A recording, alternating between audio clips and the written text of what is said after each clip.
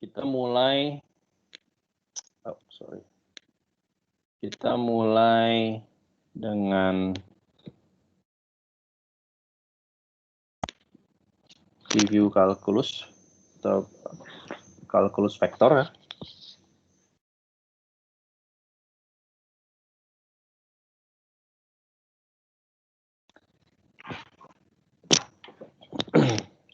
Nah, ya kita tahu bahwa observable atau kuantitas fisika itu dapat dinyatakan dalam bentuk vektor maupun skalar ya. Kan dari pengalaman kita ya, kuantitas fisis itu selalu bisa dinyatakan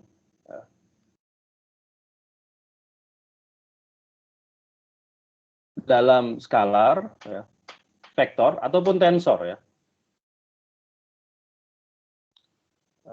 Skalar, vektor, dan tensor. Tapi itu definisi skalar.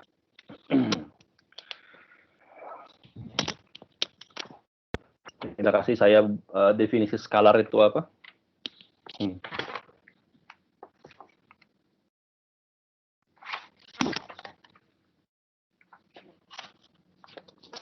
Apa itu skalar? Ada yang tahu skalar?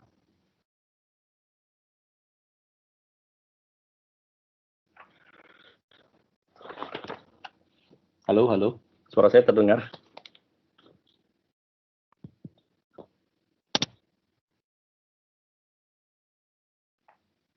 Halo Pak.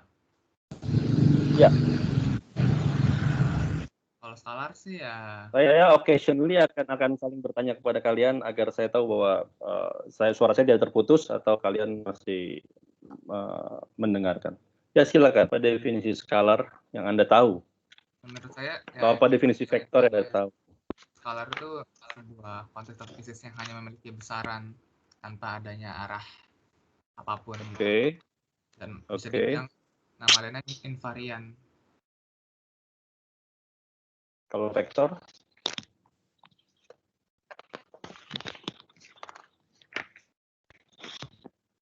Kalau vektor apa? Kalau vektor itu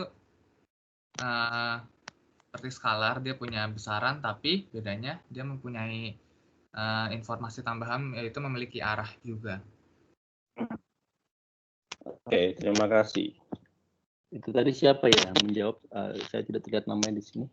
Boleh memperkenalkan diri? Muhammad Fauzan Syahbana, Pak. Oh, Fauzan. Oke. Terima kasih, Fauzan. Ada usulan lain atau ada jawaban lain tentang skalar? Skalar adalah tensor rank 0. Oke.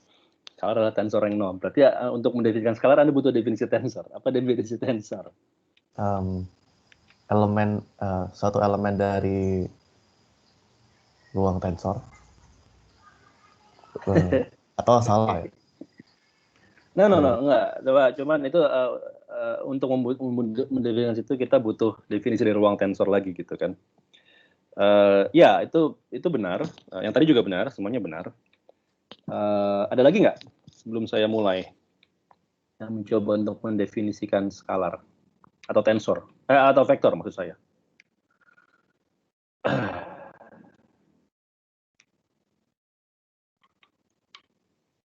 Nggak ada. Oke. Ya. Jadi kalau boleh saya katakan definisi skalar sebagai suatu besaran yang hanya punya arah dan definisi vektor adalah besaran yang punya arah dan skalar adalah besaran yang punya kuantitas yang punya besar saja dan vektor adalah kuantitas yang punya besar dan arah ya. Itu benar tapi tidak mencukupi untuk mendefinisikan lebih precise ya. Itu mungkin bisa kita katakan definisi anak SMA kalau saya katakan gitu ya. Atau definisi mahasiswa fisika tahun pertama. Kalau di Fismat 1 saya masih mendefinisikan skalar dan vektor seperti itu gitu ya. Nah, tapi sekarang kita perlu lebih mendalami lagi apa itu skalar, apa itu vektor. Dan kita bisa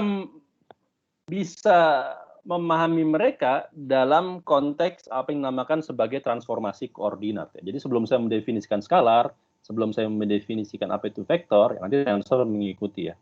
Maka saya akan mendefinisikan atau saya akan membahas mengenai transformasi koordinat ya.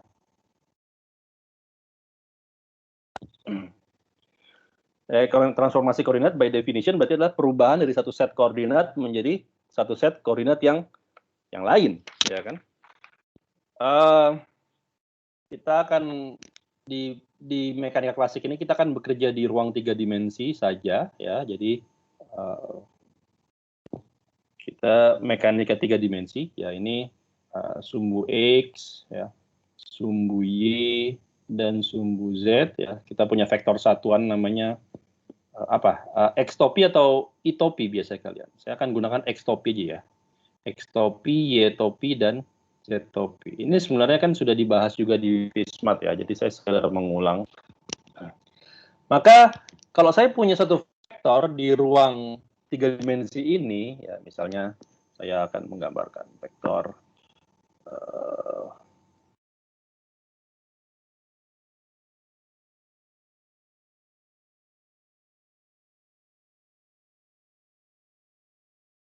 ya gitu ya. Ini X, Y, Z seperti tadi. Saya punya titik di sini. Ini titik P, ya, koordinatnya adalah X, Y, Z. Maka titik P ini dapat direpresentasikan dengan suatu vektor ya. Vektornya adalah yang kita namakan vektor posisi. Sorry, posisinya tidak tepat. Oke, tapi bisa saya pindahkan lah titik P-nya. Di sini ya. Nah, ini vektor posisi ini kita namakan dengan R. Maka R ini dapat kita ekspresikan sebagai X arah X ya, tambah Y arah Y, ya, ditambah Z arah Z.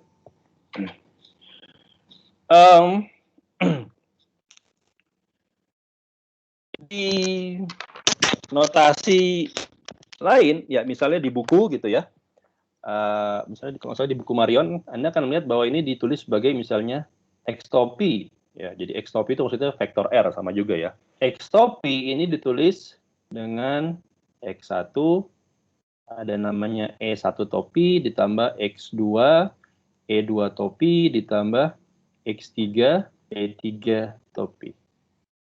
Nah, sama X1, X2, X3 ini sebenarnya adalah X, Y, Z. Jadi di sini saya menyimbolkan X1 ini maksudnya adalah X saja, X2 ini maksudnya adalah Y, ya, X3 ini maksudnya adalah Z. Ya. Kenapa digunakan X1, X2, X3? Ya untuk lebih mudah mengeneralisir kita ke dimensi yang lebih tinggi ya kan. Kalau saya punya 4, 5, atau 6 dimensi kan, kalau pakai X, Y, Z susah, sudah habis di Z. Tapi kalau saya punya X1, X2, X3 kan saya bisa tinggal generalisir aja sampai X6 ya. Jadi X1, X2, X3 adalah skalar, besar skalar, komponen skalar dari vektor X, dan E1, E2, E3 ini adalah yang kita namakan sebagai basis vektor ya, atau vektor satuannya. Pada koordinat kartesian ya dia vektor satuan ya, X, Y, Z. Tapi pada vektor, koordinat yang lain bisa jadi dia fungsi. Ya, jadi secara umum kita namakan dia basis vektor. Ini bisa kita tuliskan sebagai sumasi dari XI, EI. Ya. Sumasi dari 1 sampai berapa? Ya kalau ada 3 ya berarti sampai 3 gitu kan. Kalau N berarti sampai N. Gitu. Nah, lazim ditulis komponen dari vektor X itu cuman kita tulis seperti ini aja. 1, X2, X3. Ya. Kita bisa jadi komponen dari vektor X adalah XI ya, saya namakan dia XI ya. XI ini apa saja? X1, X2 dan X3. Nah, XI ini dapat kita nyatakan dalam bentuk matriks ya, yaitu matriks kolom. Ya. Ini adalah X1, X2, X3. Ini matriks kolom ya. Ukurannya berapa? Barisnya ada berapa? Barisnya 3, kolomnya 1. Jadi ini matriksnya dimensinya 3 kali 1. Ya. Ini representasi matriks dari vektor. Nah, apa ini dinamakan dengan transformasi koordinat? Transformasi koordinat berarti kita mentransformasikan satu set koordinat menjadi satu set koordinat lain. Ya. Maksudnya punya satu set, saya mentransformasikan X menjadi, katakanlah namanya X aksen. Ya. Begini. Ini koordinat yang lama, X. Kalau saya lakukan transformasi koordinat, ini saya lakukan transformasi koordinat, maka saya mengubah X menjadi X aksen, ya, di mana sekarang X aksen ini dinyatakan sebagai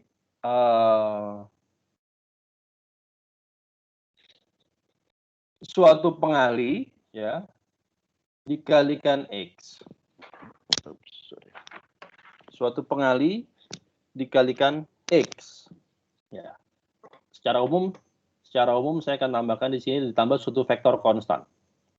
Ini yang dinamakan sebagai transformasi koordinat. Ya.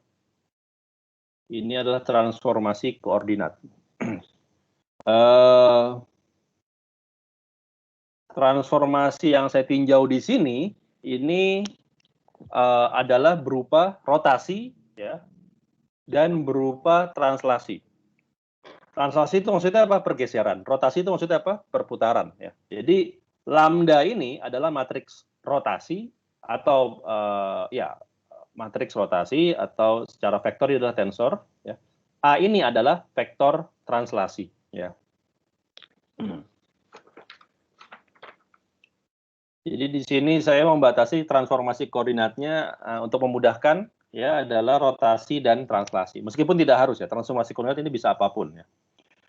Transformasi koordinat ini bisa apapun. Lalu bagaimana kita bisa menyatakan bentuk ini dalam komponen-komponennya, ya? Kita menyatakannya seperti ini.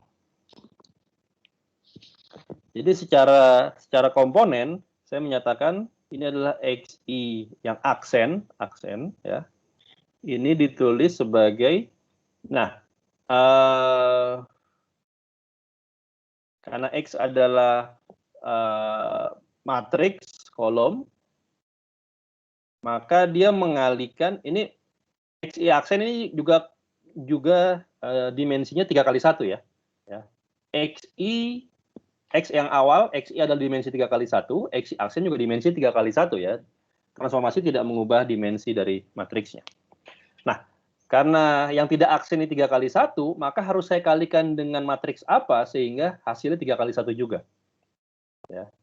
Ini 3 kali 1. Ini matriks apa agar hasilnya 3 kali 1 juga? Ada yang tahu? 3 kali 3. 3 kali 3. Jadi matriks yang mengalihkan matriks X adalah matriks 3 kali 3. Ya, di sini matriks 3 kali 3 dalam notasi baris dan kolomnya saya namakan di sini IJ. Di sini summasi terhadap J, ya.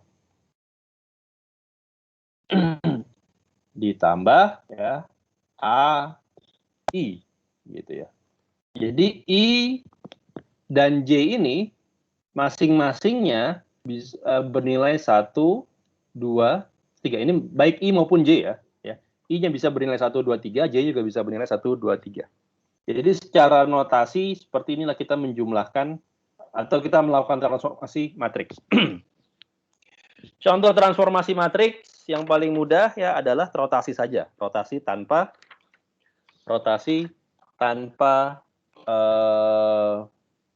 translasi untuk memudahkan.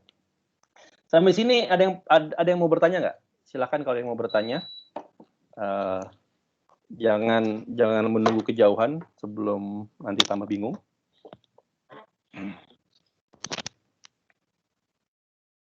Nggak ada, oke. Kalau nggak ada ya nggak apa-apa. Maaf mau tanya Pak, Silakan. itu yang sigmanya apa ya, yang J itu berapa sigmanya aja, terus sama yang X-nya aja, terus yang A-nya jadi I Oke, indeks. nanti kita akan coba jelaskan dengan contoh rotasi ini ya. Siap. Jadi ini maksudnya adalah seperti ini ya. Jadi I itu kan bisa bernilai 1, 2, atau 3 ya. Jadi kalau saya mau minta I-nya 1 ya, I-nya 1 berarti saya punya X1 aksen itu adalah J-nya berjalan ya. Di sini lambda 1, J-nya berjalan dari 1 sampai 3 ya. Lambda 1, 1, X1 gitu ya. Ditambah lambda 1, 2, X2 ditambah lambda 1, 3, X3 ditambah A1 gitu ya.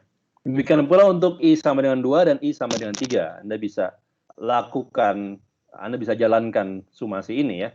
Jadi kalau I-nya 2, maka jadi X2 aksen sama dengan lambda 21 X1 ditambah lambda 22 X2 gitu ya. Ditambah lambda 23 X3. Jadi lambda IJ ini merupakan dalam konteks ini adalah matriks rotasi. Saya akan ambil contoh misalnya rotasi di 2 dimensi saja untuk memudahkan ya. Misalnya saya mau mendeskripsikan rotasi di 2 dimensi. Oke. Ini adalah X1 ya dan Y1 X2 maksud saya, sorry. X2. Jadi untuk selanjutnya saya akan menggunakan X1, X2, X3 ya. Nah, saya punya suatu titik P di sini ya. Punya titik P. Titik P ini koordinatnya adalah X1, X2 ya kan? X1, X2. Nah, sekarang kalau saya mau bikin koordinat yang bukan koordinat tapi maksudnya sorry, nggak bisa pakai ini. Pakai ini aja deh. Sekarang kalau saya mau ceritanya mau rotasikan ya. Rotasikan koordinat sumbu koordinatnya.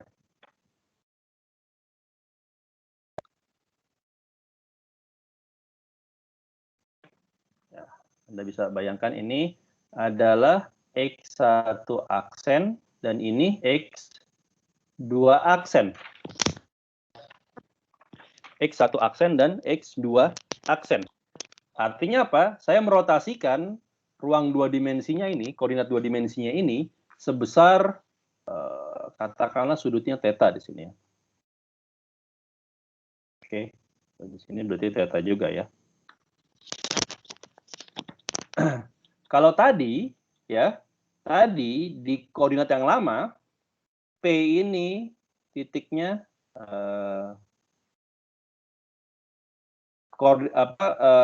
koordinatnya adalah X1 ya, koma X2 ya kan. Nah, sekarang di koordinat yang baru ini tentunya dia punya koordinat baru ya kan. Di koordinat yang baru dia jadi X1 aksen di sini kan. Dan di sini dia punya X2 aksen ya. Jadi di sini Anda melihat dengan merotasikan sumbu koordinatnya, saya melakukan transformasi koordinat ya dari X1, X2 ya ini koordinat yang lama menjadi X1 aksen, X2 aksen. Oke?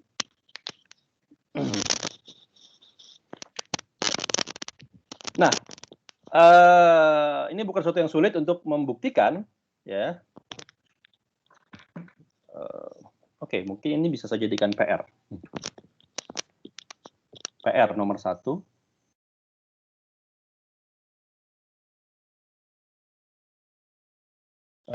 tunjukkan bahwa ya PR-nya itu nanti Anda tulis dengan menyertakan nama dan NPM kalian, lalu kirimkan dalam bentuk PDF ya ke Emas ya. Saya sudah minta bantuan Ilham ya. Ilham ya, bisa disubmit ke Emas ya Ilham. Halo Kak, kenapa? Pakai. Ya, saya minta mereka submit ke Emas saja untuk PR ya. Oh, saya bentuknya pas saya masuk ke Emas itu bentuknya non-editing teacher, jadi nggak bisa dibuka yang assignment-nya Kak. Mungkin nanti deh. Oke, kalau nanti saya minta mereka untuk ganti lagi deh ke helpdesk ya. Oke, ini PR-nya untuk minggu depan ya. Ini nomor 1, nomor 2 dan 3-nya mungkin nanti sambil jalan. Oke, tunjukkan bahwa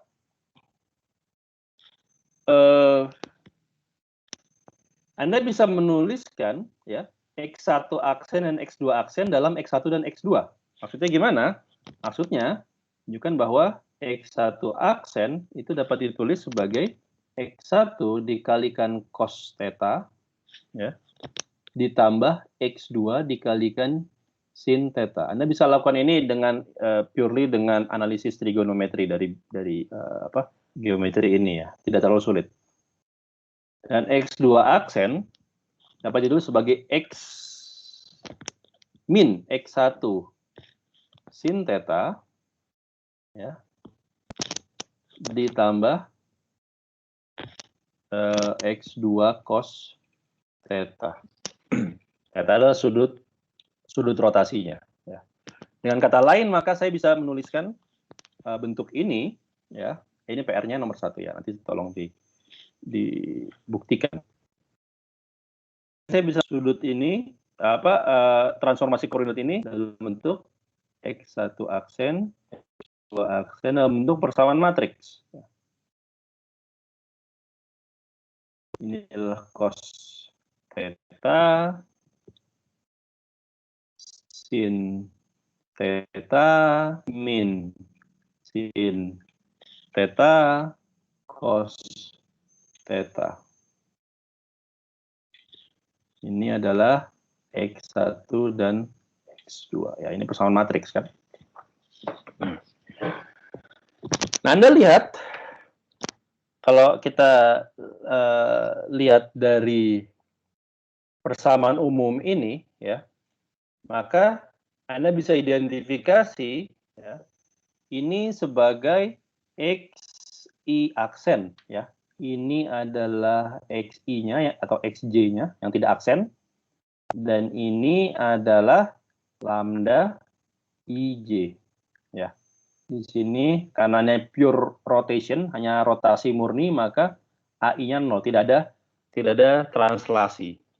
Nah, Anda bisa identifikasi apa lambda IJ-nya.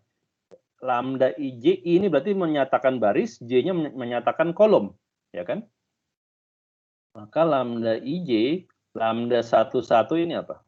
Berarti baris pertama, kolom pertama, yaitu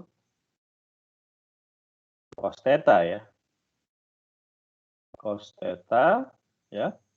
Lambda 1, 2 berarti baris pertama, kolom kedua adalah sin theta ya. Lambda 2, 1 adalah berarti baris kedua, kolom pertama, minus sin theta ya, min sin theta, dan lambda 22. Lambda 22 berarti baris kedua, kolom kedua, yaitu cos theta. Inilah matriks rotasi dari transformasi koordinat rotasi kita. Sampai sini ada pertanyaan?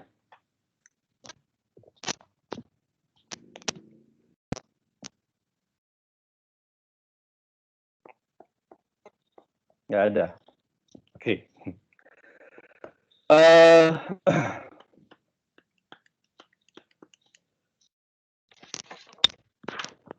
Nah, apa hubungannya dengan skalar dan vektor? Hubungannya dengan skalar dan vektor adalah sebagai berikut. Kalau skalar, maka kita mendefinisikan skalar itu sebagai kuantitas yang tadi ada yang menyebut invarian ya. Tadi Fauzan menyebut definisi skalar invarian. Itu betul. Invarian itu artinya apa? Ada yang tahu invarian itu artinya? Tidak berubah dalam transformasi koordinat. Betul, tidak berubah terhadap transformasi. Jadi skalar di sini kita definisikan sebagai kuantitas yang invarian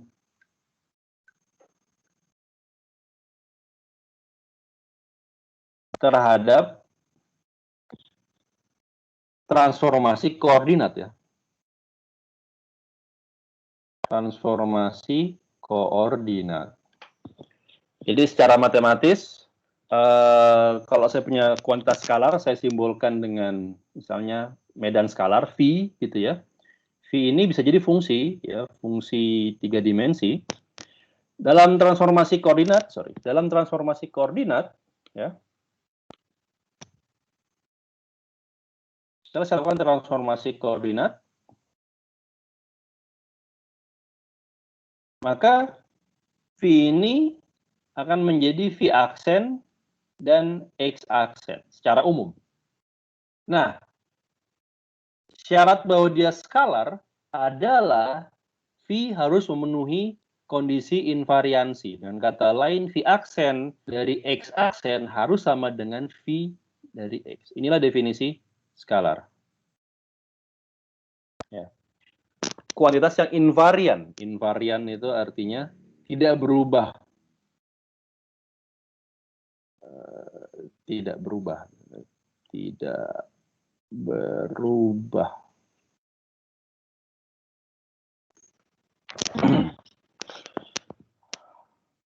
Misalnya saya punya, ya ini contoh skalar paling gampang ya. Misalnya satu koordinat X1, X2, dalam satu koordinat ini saya punya 9 butir kelereng ya. 1, 2, 3, 4, 5 atau telur lah atau apapun. 6, 7, 8, 9. Ada 9 butir telur. Saya hitung ini jumlahnya 9 butir dalam satu koordinat ya, dalam satu ruang, dalam satu kerangka acuan gitu ya. Sekarang kalau saya lakukan transformasi koordinat, misalnya saya rotasikan ruang saya ya. Kalau ruang saya sekarang saya rotasikan,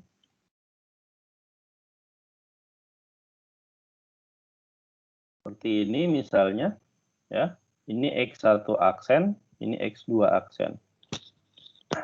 Maka jumlah telur saya tidak akan berubah, ya kan? 4, 5. Ini berdasarkan fakta empirik ya. 7, 8, 9.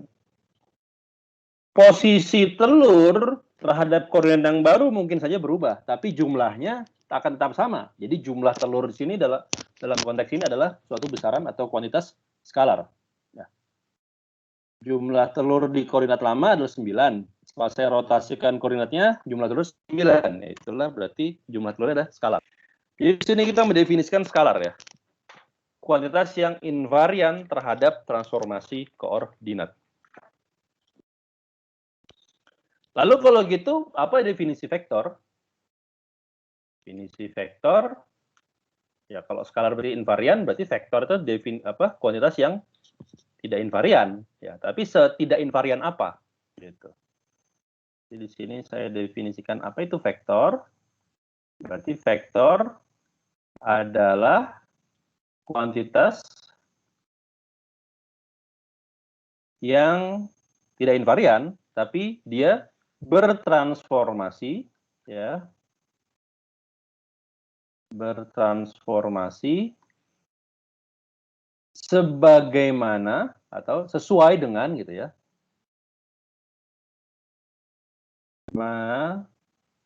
koordinat bertransformasi.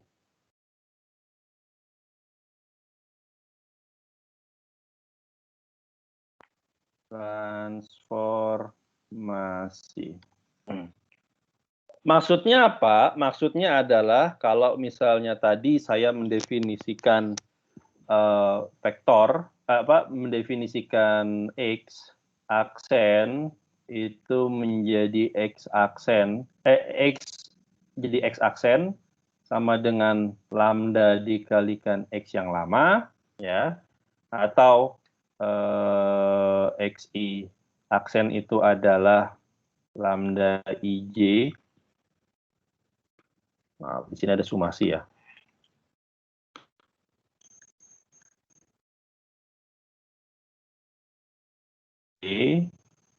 xj. Jika ini adalah cara koordinat bertransformasi, maka vektor juga bertransformasi sebagai seperti ini. Ya. Demikian ini pula lah vektor ikut bertransformasi. Ya. Jadi vektor sembarang tidak harus vektor posisi. X ini kan adalah vektor posisi ya. Jadi sembarang vektor, ya, sembarang vektor saya namakan vektor A misalnya, ya. Terhadap transformasi koordinat, ya, dari x aksen dari x menjadi x aksen dalam transformasi koordinat, maka A akan bertransformasi menjadi A aksen. Nah, A aksen akan bertransformasi mengikuti bagaimana koordinat bertransformasi. Ini yang kita namakan sebagai, bukan X tapi A. Ini yang kita namakan sebagai vektor. Oke. Sampai sini ada pertanyaan? Tidak ada. Oke. Tidak ada pertanyaan. Saya bisa lanjutkan.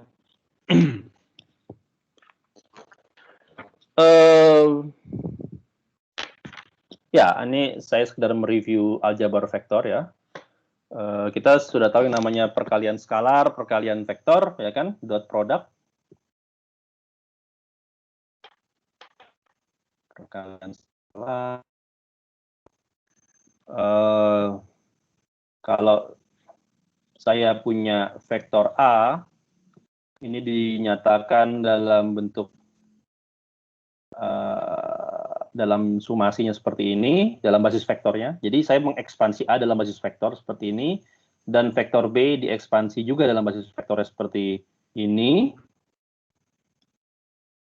Maka A dot B, ya, atau secara umum saya punya vektor sembarang F didotkan dengan vektor sembarang G, maka definisinya adalah besar vektor F dikalikan besar vektor G dikalikan kosinus sudut yang dibentuk oleh vektor F dan vektor G, ya kan, definisinya. Maka bagaimana saya membaca ini untuk A dot B? Ya, kita tulis A dot B seperti ini, ya kan? Maka di sini saya punya sumasi AI EI, ya, didotkan dengan untuk agar tidak rancu, maka karena I sudah digunakan, maka di sini saya gunakan J, ya. BJ, EJ, gitu ya. Jadi di sini saya punya dua sumasi, ya, masing-masing berjalan dari 1 sampai 3. Ini untuk I, ini untuk J, ya. Saya punya AI, BJ, saya punya EI, dot EJ, ya. Nah, apa itu EI dot EJ? Ya, EI dot EJ kita mengikuti di sini aja definisinya. EI dot EJ berarti di sini adalah besar EI, besar vektor EI dikalikan besar vektor EJ, ya kan? Dikalikan kosinus antara EI dan EJ. Nah, karena ini vektor persatuannya ini 1. Nah, kosinusnya itu apa? Kosinusnya ini bisa bergantung ya, bisa 1, bisa 0. Yang perlu kita pahami adalah bahwa vektor-vektor basis-basis vektor itu saling ortogonal atau saling tegak lurus. Ya.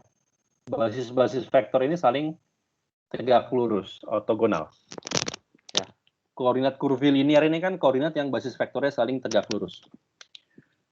Nah, berarti cos-nya itu berarti nilainya berapa? Cos antara E1 dan E2 adalah? 1. Sudut antara E1 dan E2 apa? 9. Cos 90 dong. Ya, jadi sudutnya 90 derajat. Jadi cos-nya? Halo, suaranya hilang. 1, Pak. 1. Cos 91. Kenapa,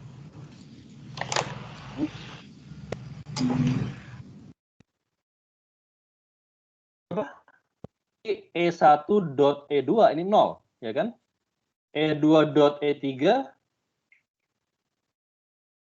0 juga, karena tegak lurus 3 dot E1 ya. Bagaimana dengan E1 dot dengan E1? 1. Sudut yang dibentuk antara vektor E1 dan dirinya sendiri adalah berapa besar sudutnya? 0 derajat. 0. Maka cos 0 adalah 1 ya. Iya. Jadi ini cos E1 EI dot EJ ini bergantung apa itu I dan apa itu J ya. Kalau I sama dengan J kita tuliskan cosnya adalah 1. Kalau I tidak sama dengan J, cosnya 0. Jadi ini bisa kita tulis dalam bentuk delta Kronecker ya. Kan Anda sudah tahu ya delta Kronecker kan? Nilainya 1 kalau I sama dengan J. 1 kalau I sama dengan J, 0 kalau I tidak sama dengan J, ya kan? Maka dari sini kita bisa tulis bahwa ini sumasi AI BJ ya dikalikan delta IJ. Kalau Anda jalankan sumasi ini, ya sumasi ini misal ini adalah masing-masing indeks ini berjalan dari 1 sampai 3 ya. Jadi ada berapa suku semuanya nih? Kalau saya tuliskan secara eksplisit sumasinya. I-nya berjalan dari 1 sampai 3, untuk masing-masing I, J-nya berjalan dari 1 sampai 3. Ada 9. 9 suku. Iya. Ada 9 suku ya. Tapi Anda bisa perhatikan bahwa tidak semua suku ini akan ada hasilnya. Kenapa? Karena sifat dari delta Kronecker ya. Delta Kronecker ini akan memaksa I sama dengan J, atau kalau tidak sama maka akan 0. Jadi kita tidak menghitung yang 0 ya. Paham ya? Jadi dengan delta IJ salah satu sumasi ini akan kolaps. Misalnya sumasi J ini akan 0 semuanya kecuali ketika J-nya sama dengan I. Ya. Atau sebaliknya, sumasi I akan 0 semuanya kecuali ketika I sama dengan J. Bisa dipahami? Maka ini bisa saya tulis sebagai sumasi, karena salah satu sumasi ini kolaps, tinggal satu sumasi yang masih bertahan. Saya ambil sumasi yang kolaps adalah sumasi J, maka hanya sumasi I yang bertahan. Dan sumasi I ini, delta Kronecker akan memaksa J sama dengan I, maka ini menjadi AI, B, I. Maka ini adalah A dot B. Kita lihat bentuknya seperti ini. Oke.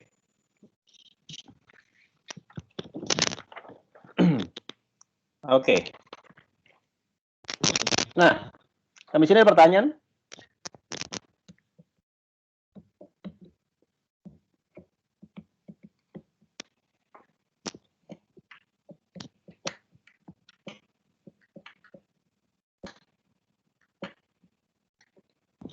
Nggak ada pertanyaan? Oke. Nah, kembali ke, sebelum saya lanjutkan, saya akan kembali ke matriks lambda ini, ya. Matriks lambda ini atau lambda IJ. Ini kalau Anda cek dari contoh yang 2 dimensi tadi, ya. Di contoh ini, Anda bisa tuliskan bahwa lambda IJ ini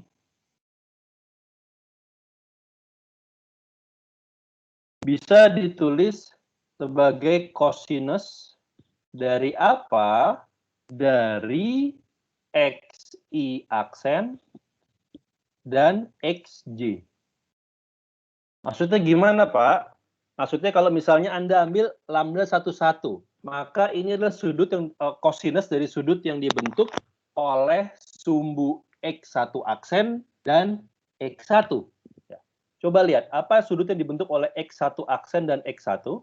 Ini x1 aksen, ini x1. Sudutnya adalah theta, ya kan? Maka lambda 1,1 adalah cos dari theta, cos theta. Bisa dipahami ya? Bagaimana dengan lambda 1,2? Lambda 1,2 berarti cos dari sudut yang dibentuk oleh sumbu x1 aksen dan x2. Ya. X1 aksen mana? X1 aksen ini. X2 mana? X2 ini. Sudut yang dibentuk apa? Sudut yang dibentuk antara x1 aksen dan x2 ini apa? Ada yang tahu?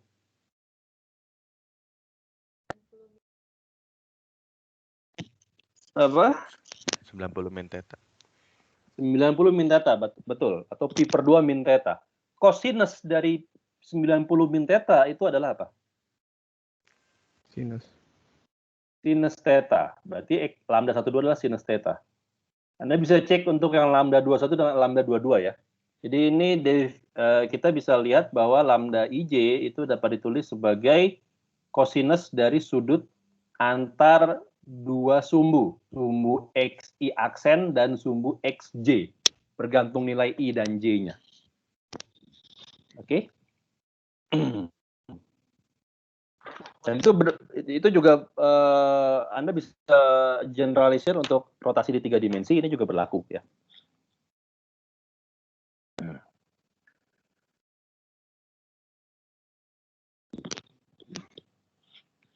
Nah, oke. Saya akan jadikan ini sebagai PR kedua. Jadi PR pertama sudah ya, PR kedua. Tunjukkan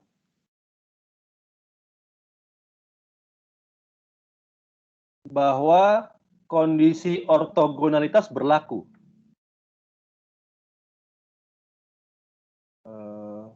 Kondisi ortogonalitas berlaku. Apa itu kondisi ortogonalitas?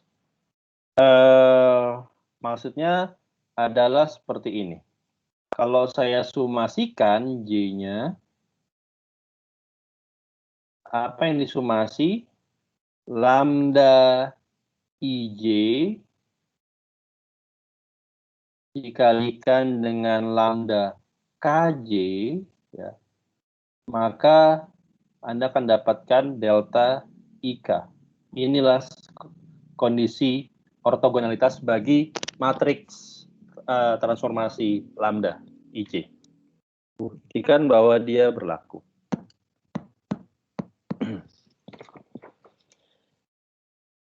Oke.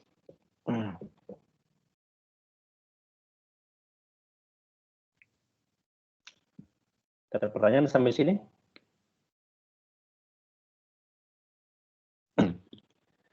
Nah, oke.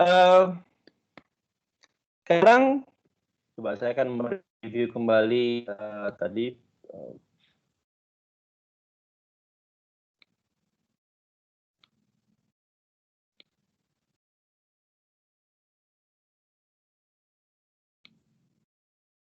Kalau saya punya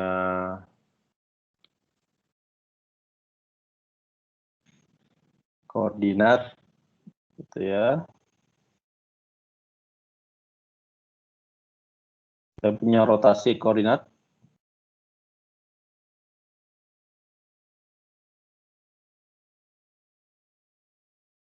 Ini tadi adalah X1, sorry. Ini adalah X1, ini X2, ini X1 aksen, ini X2 aksen, rotasi sebesar theta.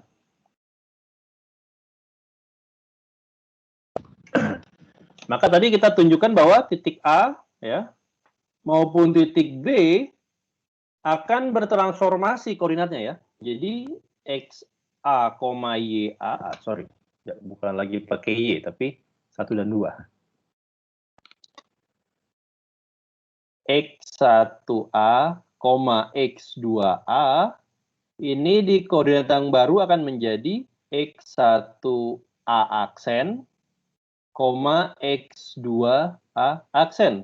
Ya kan? Demikian pula X1B, X2B setelah koordinatnya dirotasi akan menjadi X1B aksen dan X2B aksen. Ya kan? Jadi vektor posisinya dari masing-masing titik ini tidak invarian. Tapi selisih jarak antara A dan B itu invarian. Ya. Selisih jarak antara A dan B itu invarian. Kalau saya tarik garis, ya, jarak antara A dan B, saya namakan ini adalah panjangnya L. Ya.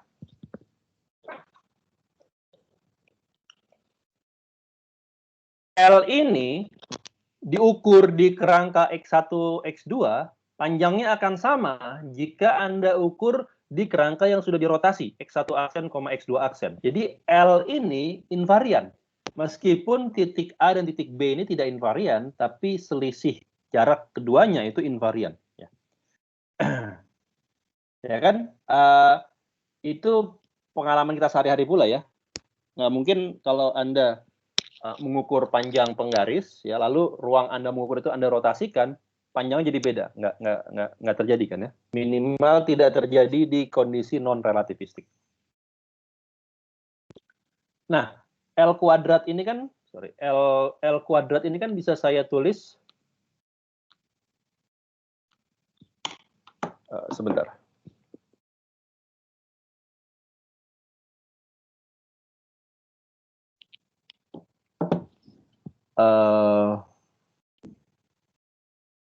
Ini kan ya kita tahu dia adalah selisih dari X1B, katakanlah min X1A kuadrat, ya kan, ditambah X2B dikurang X2A. Ya benar. Ya. X2B dikurang X2A kuadrat. Ya, benar seperti ini ya. Atau ini untuk memudahkan saya tuliskan dalam bentuk delta ya. Delta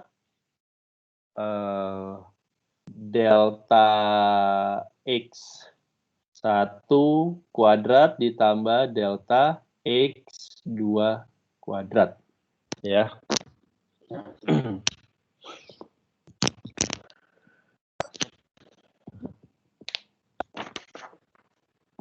Oke.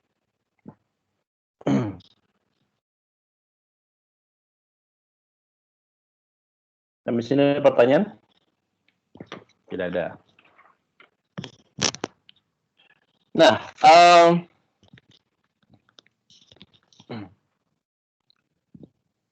tadi saya mau ngomong apa?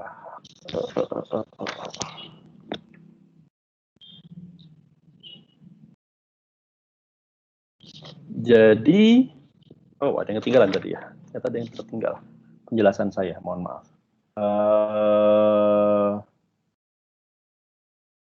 Ya, kembali ke vektor lagi tadi ya. Jadi vektor ini secara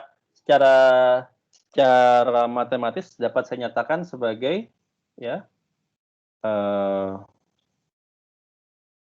vektor A ya. Dia bisa jadi fungsi dari X1, X2, X3. Maka dia saya tuliskan dalam bentuk seperti ini ya. A1 komponen arah E1 yaitu dia bisa jadi fungsi dari X1, X2, X3 ya. Arah E1 ditambah A2 X1, X2, X3 arah E2 ya. Mohon maaf, saya naik dulu ke atas ya. Arah E2 tambah A3 X1, X2, X3 arah E3. Ya. Maka secara umum dapat saya tulis dalam bentuk sumasi ya AI ya kan. Nah, AI ini fungsi dari X1, X2, X3 saya namakan saja XJ gitu ya. EI. Oke. Nah, karena vektor itu bertransformasi sebagaimana koordinat bertransformasi, maka ketika A itu bertransformasi menjadi A aksen, di mana A aksen ini adalah fungsi dari X aksen, maka A aksen ini sendiri dia dapat saya tulis sebagai dalam bentuk notasi seperti ini ya. Ini adalah AI aksen ya. Ini XJ aksen, EI aksen. Ya. Jadi basis vektornya kan juga bertransformasi kan. Tadi ada X1 aksen, X2 aksen, maka jadi EI aksen. Nah, apa relasi antara AI dengan AI aksen? Langsung aja saya tulis di sini ya, bahwa AI aksen ini dapat saya tulis sebagai lambda sama seperti sebelumnya, IJ dikali AJ. Oke. Sampai sini nggak ada pertanyaan?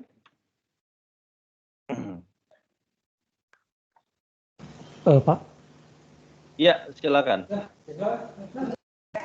Saya nggak ngerti yang itu sih, yang penulisan A kurung X itu, X topi itu. Maksudnya apa ya, Pak? Maksudnya apa? Oke. Maksudnya adalah apa contoh vektor yang Anda bisa pikirkan? Vektor gaya, misalnya. Gaya gravitasi. Gaya gravitasi itu bergantung pada posisi, ya kan?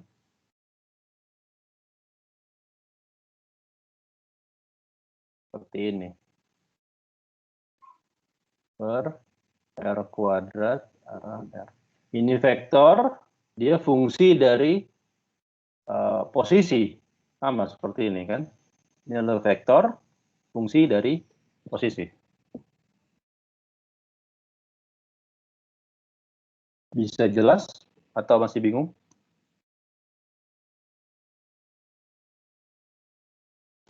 Terus itu kalau yang bawahnya, yang sigma AIXJ itu, kenapa X-nya notasinya J? Oh, itu biar beda aja ya, Pak? Iya, biar beda, biar betul. Anda bebas menggunakan notasi apapun ya. Kalau saya samakan dengan I, nanti berarti untuk A1 dia hanya fungsi dari X1 saja. Kan tidak seperti itu ya. Jadi XJ ini apapun ya. XJ ini adalah X1, X2 maupun X3.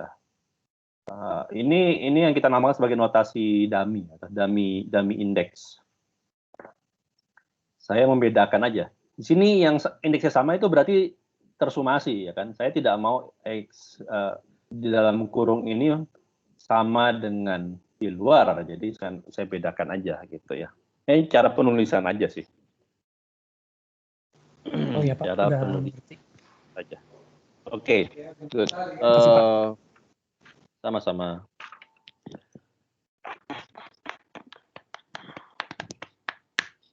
Oke, nah sekarang ini adalah vektor, ya kan? Ini bagaimana kita menuliskan vektor dan ini bagaimana vektor bertransformasi. Nah, sekarang tadi saya kembali ke scalar product.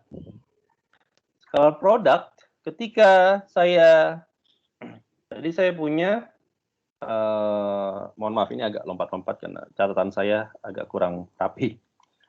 A dot B tadi kan kita establish buktinya bahwa ini ditulis sebagai AI BI ya.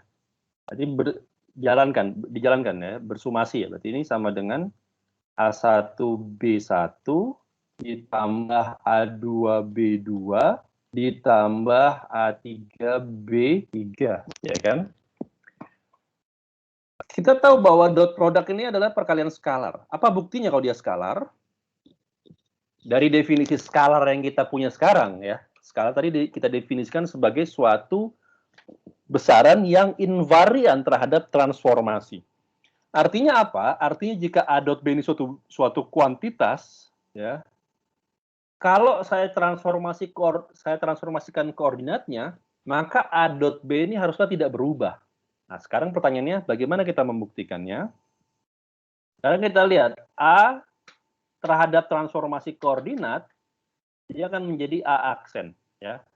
A aksen seperti tadi di atas saya tulis ini adalah AI aksen, EI aksen, ya. B juga sama. B dalam berdasar apa? Ketika koordinatnya bertransformasi, dia menjadi B aksen. B aksen adalah BI aksen, EI aksen.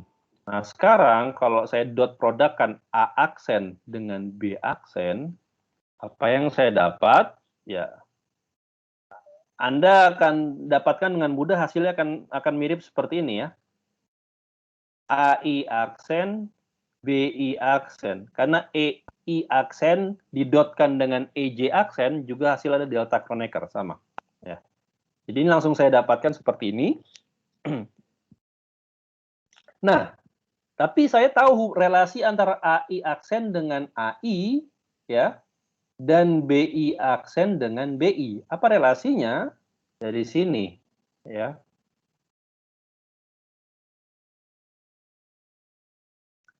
Saya tahu bahwa di sini ada sumasi I, saya tuliskan AI aksen ini berarti saya jalankan sumasi terhadap J aja ya.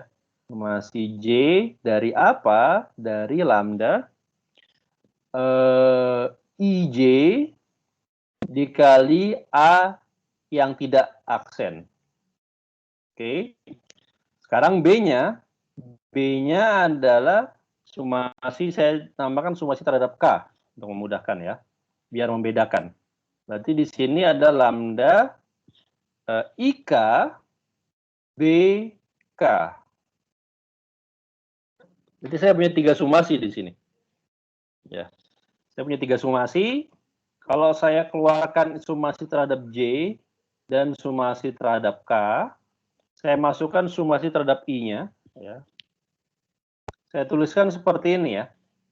Karena ini operator linear ya, lambda ini operator linear, maka bisa saya pindahkan. Masih terhadap I, di sini saya punya lambda IJ dikalikan lambda IK. Sisanya di sini adalah sumasi terhadap J dan sumasi terhadap K. Ya, bisa dipahami sampai sini ya.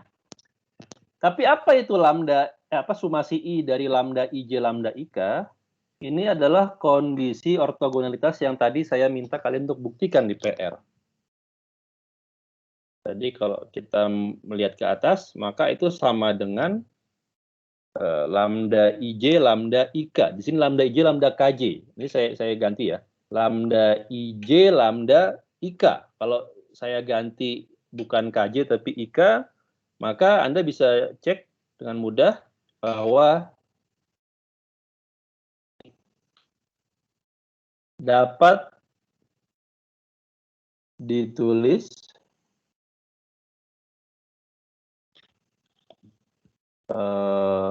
sebagai delta JK. Jadi semua dalam kurung inilah delta JK. Oke. Nah, delta JK sumasi terhadap J dan sumasi terhadap K. Ya, sama, ini juga berlaku sifat delta Kronecker tadi. Delta Kronecker ini akan mengkolapskan semua suku penjumlahan ini kecuali ketika J sama dengan K. Maka dengan kata lain salah satu sumasinya akan kolaps dan kita akan tinggal dengan satu sumasi. Anda mau mengambil sumasi yang mana bebas terserah. Saya ambil sumasi J, jadi yang kolaps K-nya. Jadi di sini K akan sama dengan J atau kalau tidak akan nol semuanya. Maka di sini Anda punya AJ BJ.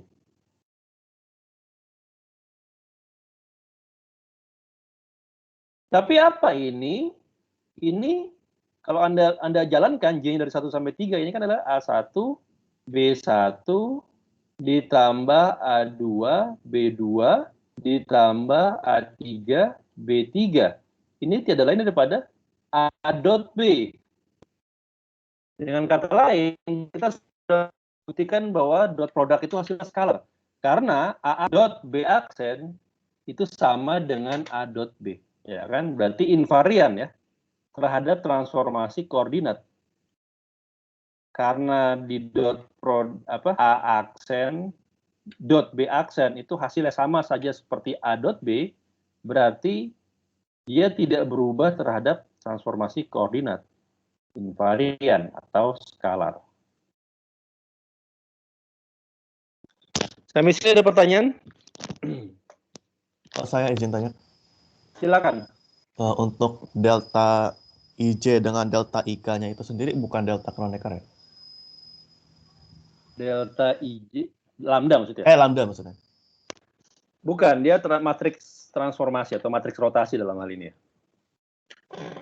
Oke. Bukan delta Kronecker ya. Dan dia belum tentu ini ya, belum tentu simetrik. Kalau delta Kronecker kan simetrik kan. Kalau Anda pertukarkan indeksnya sama. Saya mau tanya lagi, Pak. Silakan. Kalau dari situ berarti A aksen di dot dengan B aksen sama dengan A dot B terus ditransformasikan. A aksen dotkan dengan B aksen. Ya, bisa juga. Sama dengan A dot B lalu hasilnya Anda transformasikan. Iya, Pak. Sama. Mau nanya juga, Pak? Silakan. Tadi yang di awal Bapak udah bilang kalau dulu kita pas SMA juga kita dapat definisi skalar dan vektor itu sebagai ya besaran gitu kan. Nah, secara kan saya melihat kalau vektor tuh didefinisikan bagaimana cara dia bertransformasi. Nah, kenapa sih kita tuh harus merubah definisi gitu? Kenapa mungkin apalagi kayak tensor nantinya yang orang-orang juga bilang itu cara mendefinisikannya adalah dari bagaimana cara dia bertransformasi. Kenapa kita harus begitu? Apa sih sistem pendefinisiannya harus seperti itu? Oke. Kalau boleh tahu tadi ini yang bertanya siapa ya? Fauzan, Pak. Fauzan lagi. Oke, suaranya masih belum familiar saya. Oke, that's a good question. Kenapa kita harus mengganti definisi? Sebenarnya nggak mengganti definisi ya. Cuman kalau kita mendefinisikan seperti itu untuk anak SMA itu terasa berat. Jadi definisi yang lebih tepat, lebih precise sebenarnya adalah definisi berdasarkan transformasi koordinat. Kenapa?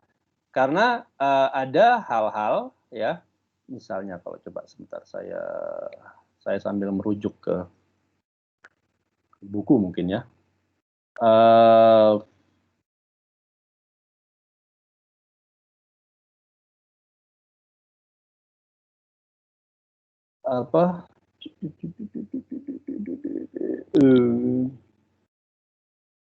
Ya, ada hal-hal di mana yang ada kuantitas-kuantitas yang terlihatnya seperti punya arah, ya. Misalnya punya vektor, dia punya basis vektor katakanlah, punya semacam seperti basis vektor, tapi ternyata dia tidak bertransformasi sebagaimana koordinat bertransformasi gitu. Demikian pula sebaliknya, ya, ada hal-hal yang tampaknya seperti skalar, tapi ternyata dia tidak invarian.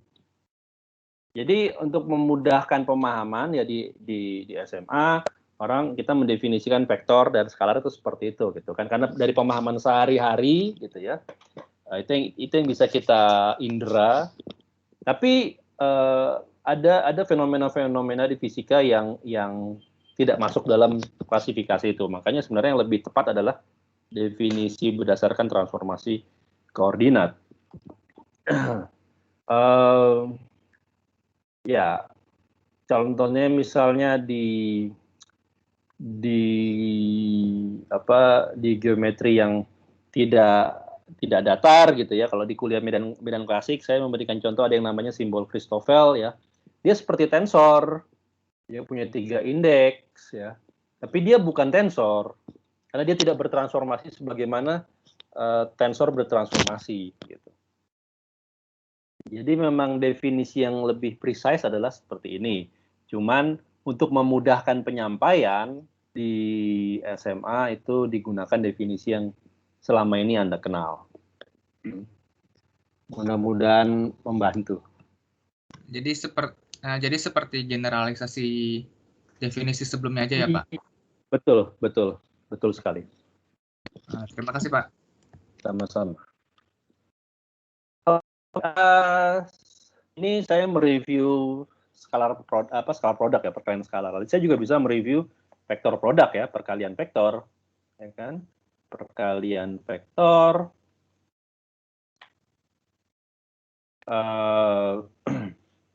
Definisinya kalau A cross B itu besarnya ditentukan oleh definisi berikut ya kan, sinus yang dibentuk oleh vektor A dan vektor B, sedangkan arahnya itu ditunjukkan oleh aturan tangan kanan ya. Saya agak susah kalau pakai PJJ ini menggambarkan aturan tangan kanannya karena kan tidak ini kepada kalian ya, tapi kurang lebih seperti inilah ya. Ini gambar perspektif ya. Ini AB, maka A cross B-nya ini tegak lurus dengan A dan tegak lurus dengan B ya. Ini tegak lurus, ini juga tegak lurus gitu ya. Jadi aturan tangan kanan tuh 4 jari menunjukkan arah dari A ke B, maka jempol Anda akan menunjukkan arah A cross B-nya. Itu by right hand rule, ya, aturan tangan kanan. Nah, secara matematis, kalau misalnya C adalah A cross B, maka bagaimana saya menyatakannya? Menyatakannya adalah di sini saya punya I, AI, EI, ya, cross ini B, BJ, EJ, gitu ya. Maka ini menjadi sumasi terhadap I, sumasi terhadap J, AI, BJ, EI, cross EJ. Nah, saya sudah pernah membahas mengenai ini. Kalian di Fismat 1 sudah mendapatkan simbol Levi-Civita ya. Saya tidak perlu mengulang lebih banyak lagi. Tapi saya bisa tulis seperti ini ya. Ini ya betul. EI ya cross EJ ini didefinisikan sebagai ada sumasi lagi di sini ya, epsilon IJK EK sumasi terhadap K ya. Apa itu epsilon IJK? Ya, epsilon IJK adalah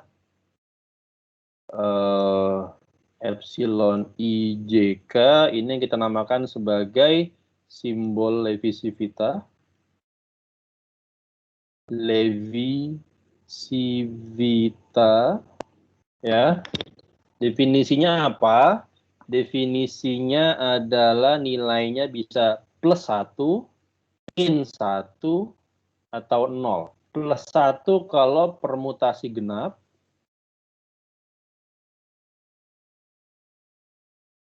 min 1 kalau permutasi ganjil,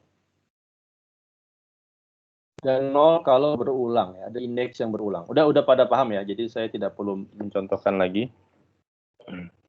Jadi dengan definisi ini, kalau saya mau menuliskan C sebagai vektor hasil A cross B ya, C ini bisa saya tuliskan sebagai CK EK. Ya kan? Maka dari definisi di atas, saya bisa tuliskan CK sebagai sumasi I sumasi J dari epsilon IJK AI BJ, ya kan? Dari definisi di atas.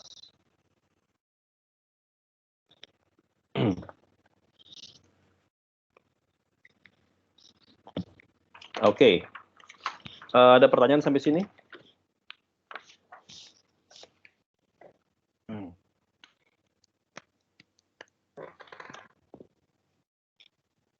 Oke. Tadi saya sudah ngasih 2 PR ya. Saya genapkan jadi 3. Terus saya ganjilkan jadi 3.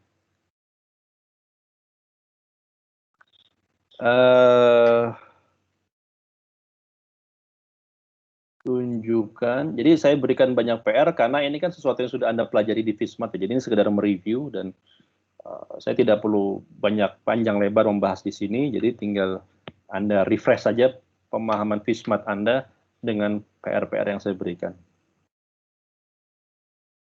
Bahwa epsilon IJK ini memenuhi kondisi sebagai berikut ya. Di sini sumasi terhadap I ya.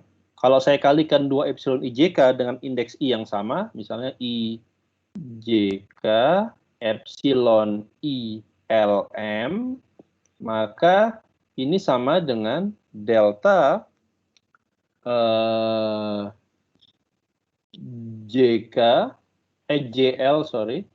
delta KM dikurang delta JM delta KL. IJK ILM. Ya. Oke, jadi saya punya 3 PR. Dan saya rasa saya sudah sampai di akhir waktu 11.40 kan ya kita sampai kuliahnya. Jadi saya baru mereview mengenai scalar product dan vektor product. Saya akan mereview tentang kalkulus vektornya ya di video asinkronus. Ya. Sampai sini ada pertanyaan nggak? Ya, nanti juga saya akan coba posting. Saya akan posting videonya ya. Saya belum merekap videonya, tapi nanti setelah ada videonya ini saya akan posting di channel YouTube dan juga PDF-nya juga akan coba saya posting di emas secara berkala. PDF dari catatan kuliah ini ya. Oke, sampai sini ada pertanyaan?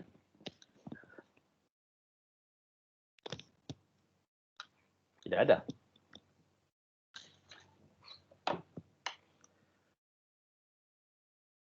Oke, saya coba matikan recordingnya aja ya.